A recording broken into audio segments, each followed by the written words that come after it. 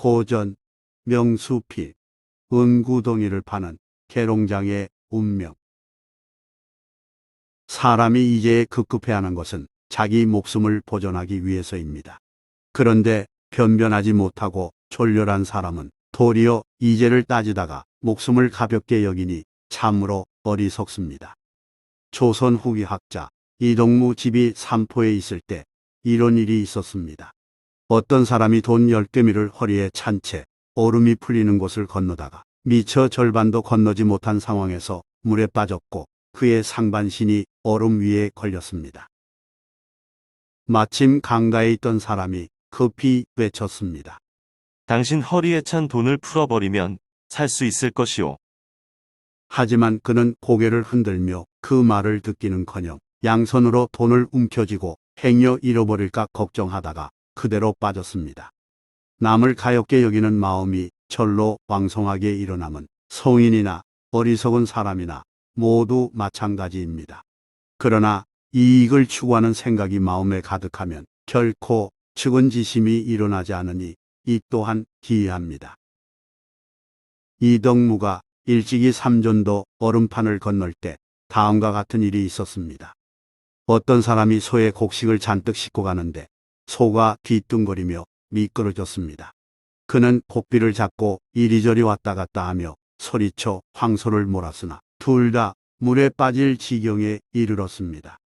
이에 마침 강가에 있던 사람이 멀리서 외쳤습니다. 내가 건너게 해준다면 내게 돈을 주겠소. 그가 좋다고 하자 대가로 얼마를 줄 수 있느냐고 묻는 사이에 황소가 물에 빠졌습니다. 사람이 어리석으면 사랑해서는 안 될 것을 사랑하여 그 정당함을 얻지 못합니다. 이동무 집 행랑채에 소년 하나가 기거했습니다. 소년은 비둘기 길들이기를 무척 좋아해 잠시도 비둘기 얘기를 하지 않는 적이 없고 때로는 옷 입고 밥 먹는 일조차도 잊어버릴 지경이었습니다. 그런데 하루는 어떤 개가 그의 비둘기 한 마리를 물어갔습니다. 소년이 쫓아가 죽은 비둘기를 되찾아 어루만지면서 눈물을 흘리며 매우 슬퍼했습니다. 소년은 곧 비둘기 털을 뽑고 구워 먹을 때도 서글픈 생각에 젖어 있었습니다. 그러더니 비둘기 고기가 꽤 맛있다고 말했습니다. 이는 인자함인가요? 아니면 욕심인가요? 그저 어리석을 따름입니다. 권도는 목적 달성을 위하여 그때그때 형편에 따라 임기응변으로 일을 처리하는 방도를 뜻하는 말입니다. 그런 권도를 잘 행하는 일은 글을 읽은 자에게도 어려운 일인데 하물며 백성들이야 말할 것이 있겠습니까? 백성 가운데 어떤 형제가 있었는데 함께 아버지 시신을 모시고 지극히 애통해하며 가다가 청주에 이르렀습니다. 형제는 아버지 시신을 한 길에 내려놓더니 그 형이 지나가는 사람을 부른 후 다음과 같이 말했습니다. 우리 두 형제는 어버이를 잃은 슬픔을 당하여 아버지 시신을 메고 먼 길을 떠나오느라 밥을 굶은 지 이미 여러 날이 지났습니다. 아우는 수척해지고 기진맥진하였으니 장차 어찌하면 좋겠습니까? 행인은 고기를 먹고 힘내라고 권했으며 형이 개고기를 사다가 칼로 점이자 희한한 그 모습을 보려고 주변에 사람들이 몰려 구경했습니다. 이에 형이 사람들을 돌아보며 말했습니다. 아우마저 죽게 되면 누가 아버지 시신을 모시겠습니까? 그러니 여러분들은 제발 저희를 꾸짖지 말아 주십시오. 그리고서 형은 아우에게 개고기를 먹으라고 권했습니다. 하지만 아우는 통곡만 할 뿐 차마 먹지 못했습니다. 상중에 고기를 먹는 일은 관습에 어긋난 까닭입니다.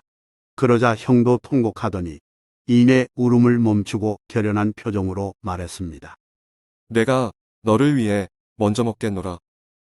그러면서 형이 먼저 점인 고기 한 조각을 먹자 그제야 아우도 먹기 시작했고 형제는 다시 일어나 길을 떠나니 행인 중 그들을 동정하지 않는 사람이 없었습니다.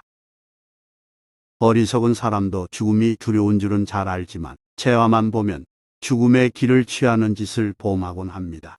이는 요행을 바라는 마음 때문이니 요행을 바라는 마음이 지극하면 무슨 일이든 하게 됩니다.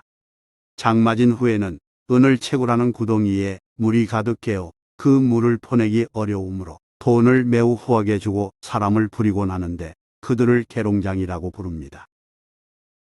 계룡장들은 은구덩이 옆에 지하도를 파고 들어가다가 은구덩이에 비교적 가까워졌다고 느끼면 그 지하도 곁에 몸이 겨우 들어갈 만한 또 하나의 구덩이를 팝니다. 그런 뒤 은구덩이와 지하도를 막고 있는 흙을 힘껏 파냅니다.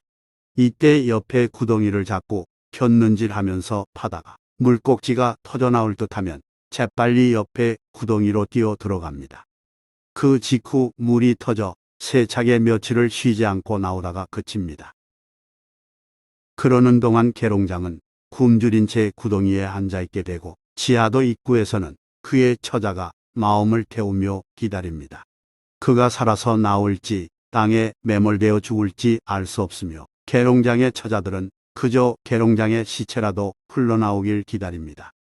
다행히 물에 휩쓸리지 않고 물이 줄어든 다음에 나올 수 있게 되면 계룡장은 두위양양해서 자기가 지하도를 요령껏 잘 팠기에 그렇다며 자랑합니다. 그렇지만 그가 살아남을 수 있을지는 전적으로 요행입니다. 의롭지 못한 사람은 분수를 알지 못합니다. 물론 의롭지 못한 사람 중에도 자기 분수를 아는 사람이 있지만 편안하게 자기 집에서 늙어 죽는 사람은 만에 하나나 있을까 말까 합니다. 어떤 장사꾼 하나가 있었는데 그는 저울대의 속을 뚫고 그 빈 곳에 둥근 납덩이를 넣되 그 납덩이가 매끄럽게 굴러도 소리가 나지 않게 했습니다. 요컨대 자기 마음대로 눈속이 말 수 있게끔 저울을 조작한 것입니다.